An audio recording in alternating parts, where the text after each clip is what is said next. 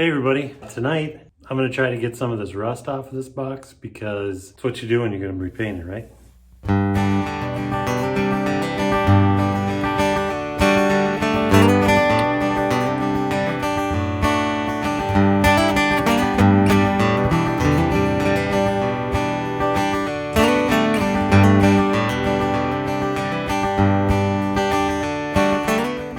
I don't really care if it has all the rust off. It doesn't really matter a whole lot to me because it's a rusty truck that it's going on.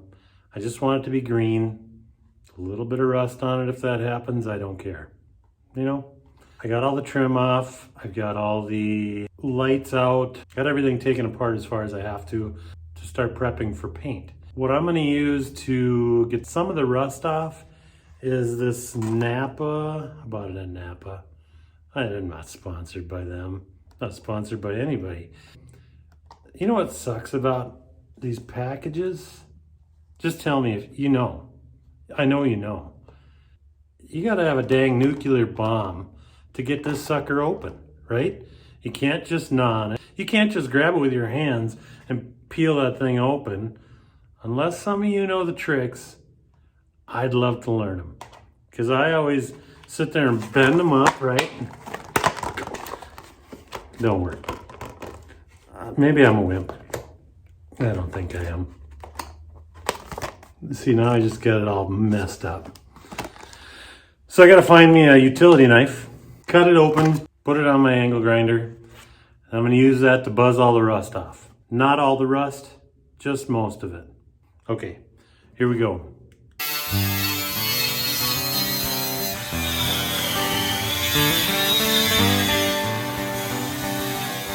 Some of that stuff will get off with a sander. Took the big chunks out of the seam there. We should be good. This spot right here's got some, let me take these off so you can hear me. I know it doesn't work like that. There's some holes behind this already. Rust from the backside out. If I was turning this into a show truck, I'd fix that. You know what I'm gonna do with it? Just gonna buzz the rust off and leave it alone. It'll be fine. Is it cold in here? You won't be able to hear me while I'm doing this. I got my earmuffs back on.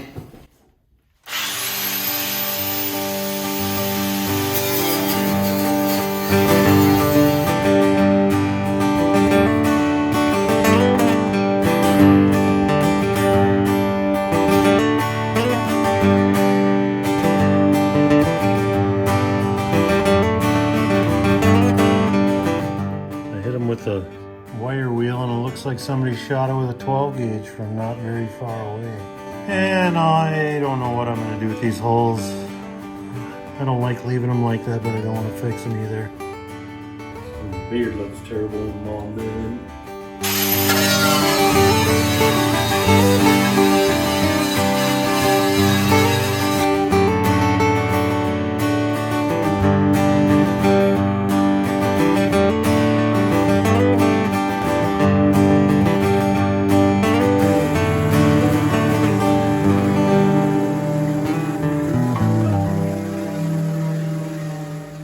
This is the only bummer about these bump side forwards is this seam here always seems to take on water and get rustier and hack.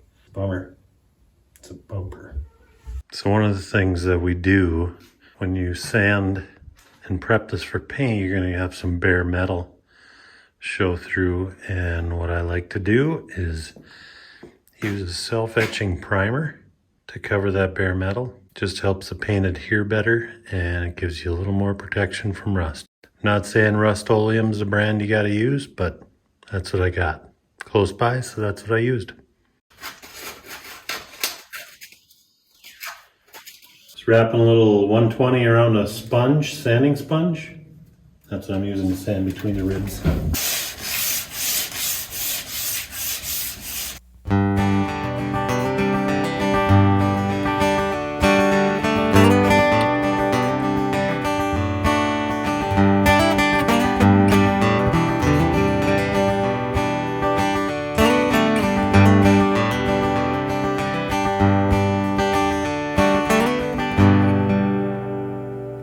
Some of you body guys might be thinking 110 or 1 120, 110 grit on a sandpaper, that's going to show through the final coat, but it's also the inside of the box. It's not that big of a deal. I'm not too worried about it. I think it'll look all right. One of the things that you guys that maybe don't do body work, you got to get every bit of shiny paint sanded or dull. So when you're repainting something like this and you take the time to sand it, you really got to be fussy on every little nook and cranny to get everything scuffed or sanded, or somehow the shine's got to be gone, or eventually that paint will peel off and then you'll be scratching your head thinking it looks like garbage. That's just how it works. It's a lot of work, but in the end it'll be worth it. Like I said before, this isn't going to be a show truck, it's going to be an adventure truck. If it doesn't look perfect, it's really not the end of the world. And that's my opinion. That's where I'm heading with it.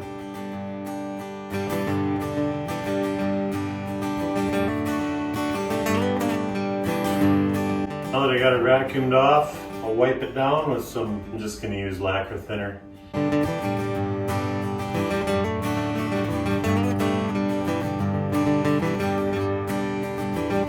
I'm ready to prime the box. Put a 2K primer on it that I can sand to get all the imperfections out. Like it's gonna be perfect afterwards. No, just to get it so that it all looks even and the shine looks right. I've had this 2K Omni Urethane Surfacer. It's a 2K primer. It's catalyzed with that. It's like a low-grade PPG product. I don't even know if they make it anymore, but it's been sitting in my cabinet for probably 20 years. It's never been opened. I shook it, stirred it up. It looks like brand new yet. Still good. So we're gonna go with it.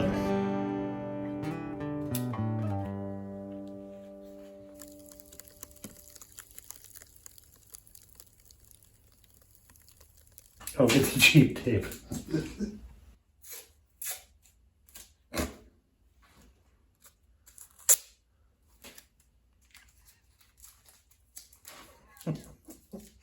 This is why my projects always take twice as long.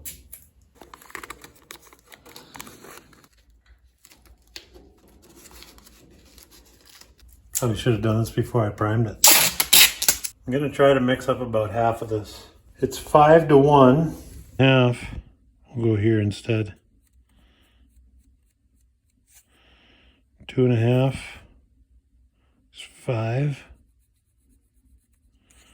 To 3 is 1. That'll work. Does that make sense? I'm just gonna mark them in there because I only got one stir stick. That's the way you do things, right? So I put an indent in there instead of just a pencil mark because I got to use this one to stir up the can of paint, and then I'm going to use it as a measuring rod as well. First,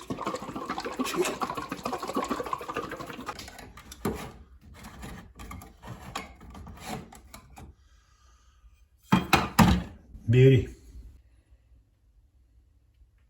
Still see the dents in there? There they are. This is not the right way. I should have a filter, but I don't have a filter either. Hopefully I don't have to mix anymore tonight. I got one of these here Harbor Freight $15 paint guns that I intended to use once. First time it worked good, the second time it didn't work so good, and this time I'm sure it's going to be even better. I think I've seen this once on TV.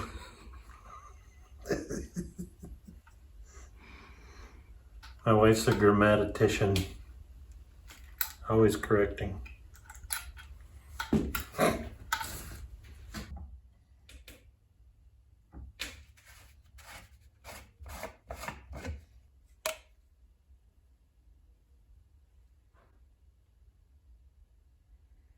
I don't know about this. Some hardener hardened onto the top of this thing. Sketchy. I hope it still works. It'd suck to have to strip this all off of that box if it don't harden up. I'll just shake it more, it'll work then.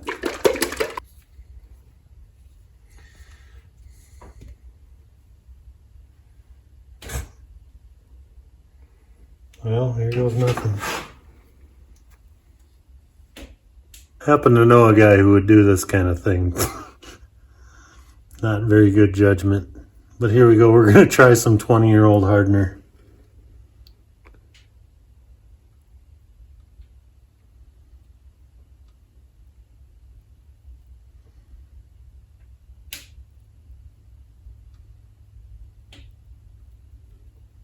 I won't be able to tell if it's bad until after I spray it, and tomorrow when I come and check on it. If it's not hardened up on the box, it'll still be gummy and gooey and I'll have to strip it all off. That'll suck.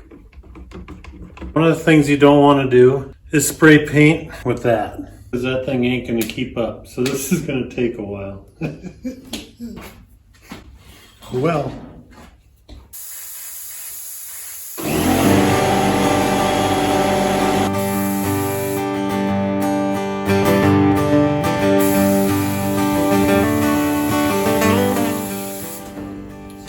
I could have chose for this. The 2K primer is so thick that it comes out like snot. If you don't have a good gun, it doesn't atomize and it doesn't actually make it fine enough to hit the surface and move. It's terrible. That 20-year-old primer worked out perfect. Next step is to put a guide coat on. And what a guide coat is a different color primer or something that's easily sandable, not an enamel, that you just put a light dusting on over the top of the primer. And what the guide coat does is it gets down into the low areas. The guide coat shows you what's left to sand.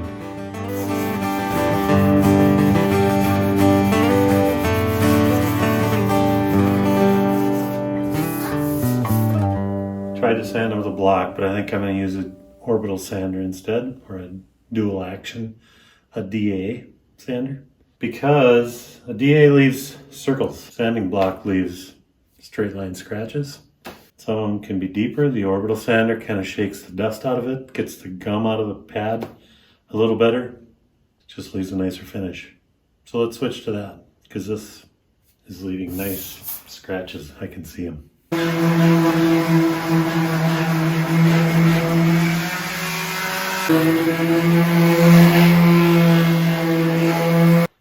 Right here I went through all the way to bare metal.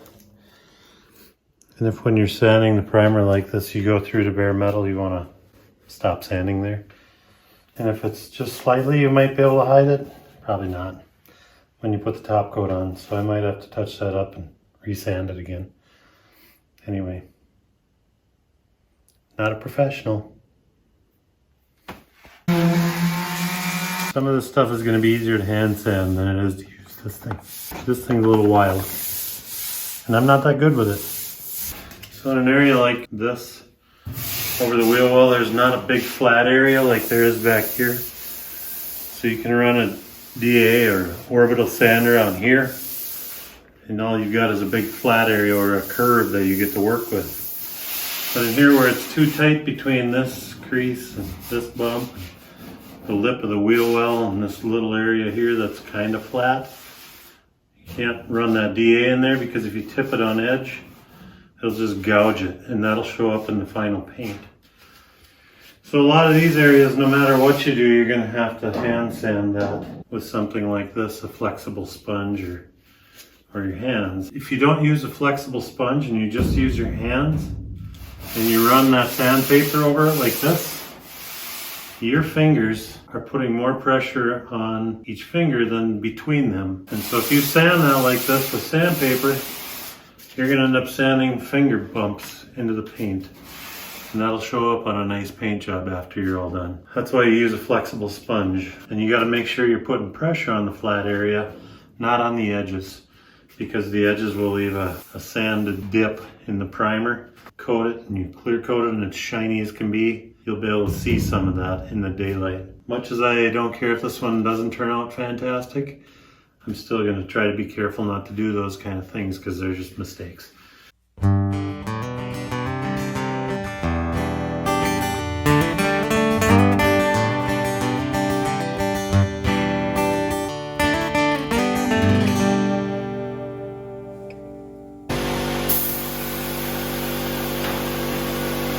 The aluminum gets a little cleaner, get some of a little bit of the tarnish off, and it'll look good.